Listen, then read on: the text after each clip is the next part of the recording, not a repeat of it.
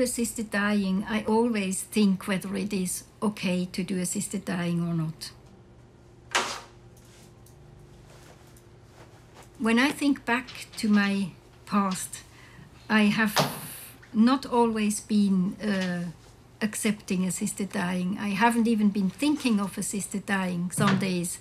I was very deeply into palliative care and terminal sedation in some cases. And I think if you would have asked me whether I accept assisted dying those days, I would have said, crazy. I'm here to prolong life and not to end life as a doctor.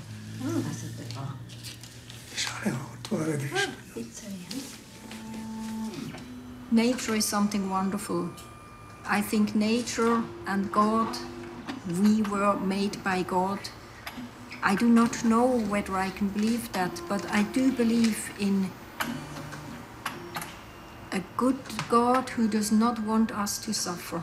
He does not want us to suffer unbearably. Suffering is made by human beings, at least partially.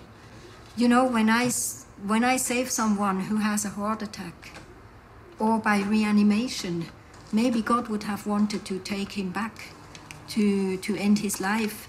And then I stop God from taking him up to heaven.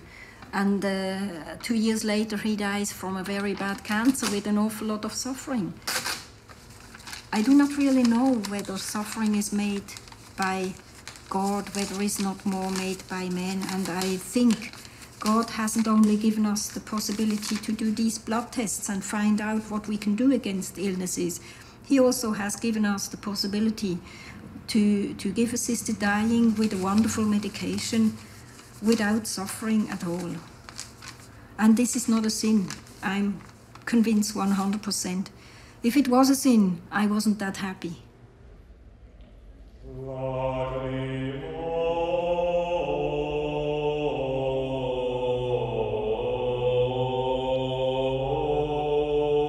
When my father had his second stroke, couldn't talk anymore, had a hemiplegia, and he tried to kill himself taking all the medication, all the pills he found in my house, then showed that he's going to jump in front of a train to kill himself. This made me have contact with assisted dying for the first time. I did love my father very much, so I did not want to let him go. I did want to give him a palliative way of dying. At my home, he would have never ever had to go to a hospital. One other point was that we were brought up very religiously. And I would have loved to ask my father, how do you cope with your religious beliefs? How do you cope with the sin that you're killing yourself? And I couldn't ask him because he couldn't answer. He couldn't find a word. He couldn't write. He couldn't express himself unless saying yes or no with his head. So I did not ask. But when you sit on the bed with your father, he drinks the deadly medicine, puts his head on your shoulder and dies after having had a good sip of red wine. I think then you start asking yourself, is palliative care really the only way? Isn't there another way that you should accept also?